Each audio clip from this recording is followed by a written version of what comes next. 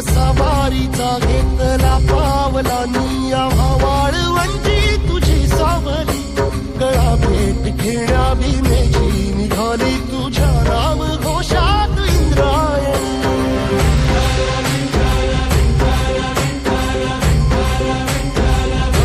भिडे आसमंती ध्वजा वैष्णवांची उभी पंढरी आज नानावली तुझे नाव ओठी तुझे रूप ध्यानी जीवाला तुझी आस गाला गली